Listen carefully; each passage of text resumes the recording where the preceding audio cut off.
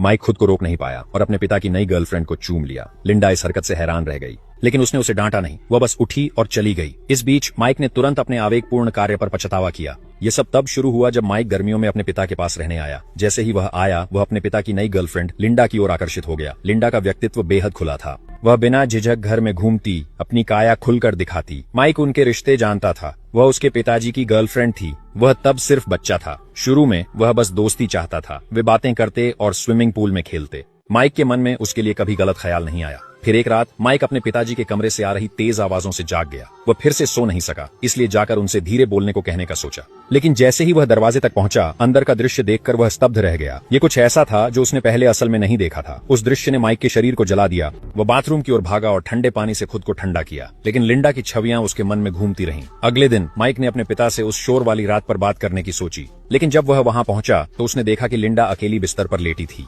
इससे उसे पिछली रात का दृश्य फिर से याद आ गया और उसका शरीर फिर से गर्म हो गया। उसे फिर से बाथरूम की ओर जाना पड़ा और ठंडे पानी से खुद को ठंडा करना पड़ा। इसके बाद माइक ने लिंडा से दूरी बनानी शुरू कर दी, लेकिन लिंडा को यह नहीं पता था कि क्या चल रहा है। वह वैसे ही उससे बात करती थी जैसे हमेशा करती थी। फिर वह दिन आया जब उन्होंने एक हेडफोन से संगीत सुना। लिंडा के पास होने पर माइक ने उसकी सांस अपनी त्वचा पर महसूस की। माइक ने खुद को खो दिया, वह खुद को रोक नहीं सका और उसे चूम लिया। लिंडा तुरंत पीछे हट गई। जब उसे एहसास हुआ कि क्या हुआ, माइक को लगा कि उसने लिंडा को नाराज कर दिया। लेकिन उस चुंबन के बाद लिंडा ने भी माइक के बारे में सोचना शुरू किया। उसे सबक सिखाने के लिए वह एक दिन माइक के कमरे में गई जब उसके पिताजी घर पर नहीं थे।